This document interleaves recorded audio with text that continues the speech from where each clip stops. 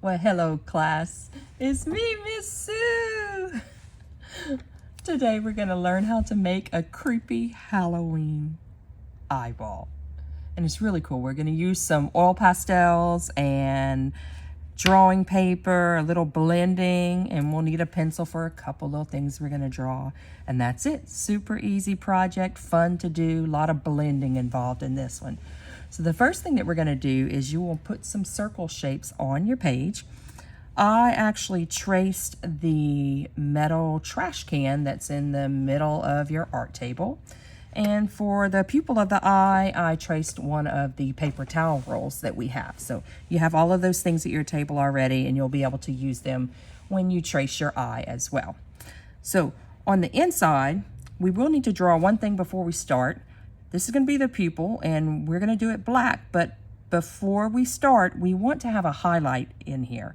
So it's going to be a space that needs to be lighter than the black, so that means that you really have to leave that space open. You can't fill the whole middle with black and try to come back and scratch it out because it just won't go out all the way. So a highlight can be many different things. It could be just a couple of circles on the inside of the eye that would be left white or lighter than the black. It could be something that has more of a teardrop shape, and that's fine. You could come through and draw something more similar like this. I said that almost looks like a little eyebrow over there. That'll work as well. You could even put a little circle underneath it if you wanted to. Another one that you could do is simply just do that teardrop that we talked about. So if you come around the eye like that, any type of area that you're going to leave blank so that you can have the highlights that you want in the pupil. And you're going to see later when I fill it in what I'm talking about. Okay, so for mine, I think I'm going to go ahead and do a couple of the circles because that's probably going to be one of the easier ones for you guys to copy. Okay, and they don't have to be perfect. So that's going to be our beginning part for this eye. I might even add a little, let me add a little curve down here just because I want to. All right, that's the beginning for us to start. And then we're going to start filling in with our oil pastels. Okay, we're going to start in the middle with our black. The reason we're going to start in the middle and work our way out is so that while you're working, your hand won't be rubbing through something that you've already drawn. So if we started on the outside of this eyeball and tried to work our way in, when we're trying to get to the middle, our hand would rub across everything we'd already drawn, and it could be a mess. It's doable, but it makes it a little bit more complicated. So we'll start in the middle. I'm going to start with our black and start filling in the circle.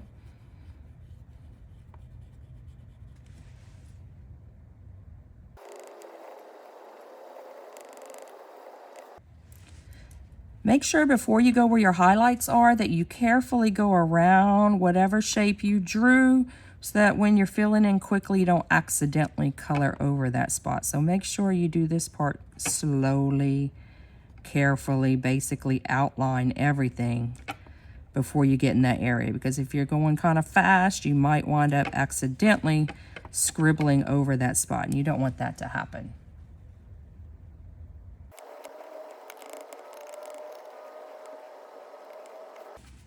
Okay, now that we have it mostly filled in, we're going to start doing our blending. You guys have done this before. There's a lot of different ways to do it. You can either use a Q-tip, you can use a tissue if you want to and rub it through, or a lot of people, if you don't mind your finger getting dirty, you can use your finger. Today, I'm going to use a Q-tip to start. So what happens when you blend this in, all those little white spots that you really quite didn't get to, you can smear the oil pastels around and get them more into those spots. You can even kind of rub harder and take away a little bit of the oil pastel if you want to add any further slight highlights and things like that. Now we're going to move on to what they call the iris of the eye, and that's what's all around the middle black pupil area. So here's a few ideas of different types of colors you can do. Really, basically, you can choose almost any colors that you want, but you do need to have a lighter color, a mid color, and a darker. For example, like a lighter could be my yellow, right? My mid one could be more of these greens, and my darker one could be my blue, maybe with a little black added into it as well. So if you have a lighter color, a mid color, and a darker one, then you'll be able to put it together to where it almost looks like a realistic eye. Again, with this one, we're going to want to start more towards the middle and work our way out for the same reasons as I said before, so that your hand doesn't go through what you've already drawn. Just helps a little bit.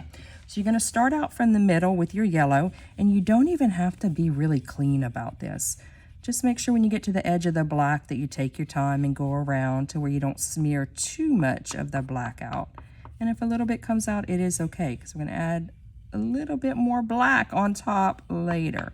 But you're going to do this quickly. We're going to work from our lightest to our midway to our darker on the edges.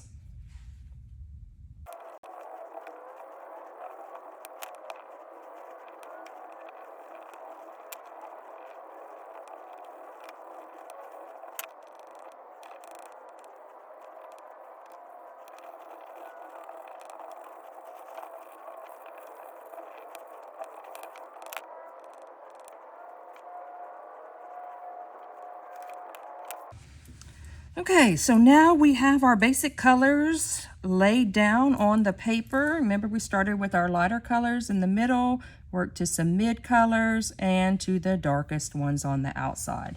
Now, I want you to notice I added a little bit of black on the outside of the blue. That's just going to get it a little bit deeper of a blue because I'm going to blend them together.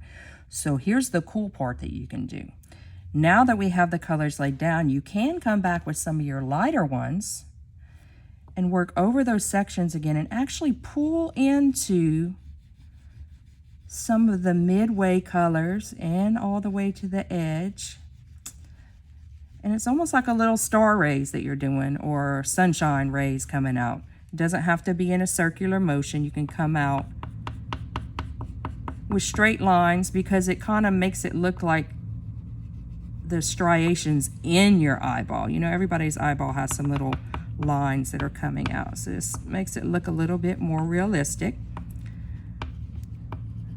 So that's pretty neat. We can pull it out with the actual one. I can come back in with the white too if I want to make this yellow a little bit lighter towards the middle. That's just adding a little bit more dimension to it. That is totally optional to you. Okay, and I'm gonna keep on blending, and then we'll see the final product in just a minute.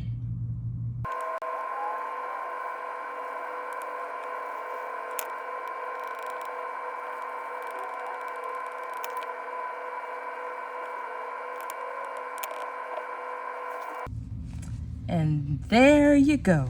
There is your realistic looking kind of creepy eye, maybe dragon eye, something like that, or a creature eye. It's the basic steps. Of course, you guys know, I mean, there's a lot of different ways you can do this. If there's a different color pattern that you want to use, you know, you could go from the yellows to the oranges to the reds, things like that. You could go white to light blue to dark blue. Possibilities are really endless. And the fun thing is that this doesn't have to be perfect. You know, the kind of the choppier lines and everything make it look more realistic. So we are going to start now, and I'll walk around and help you guys and give you pointers if you need.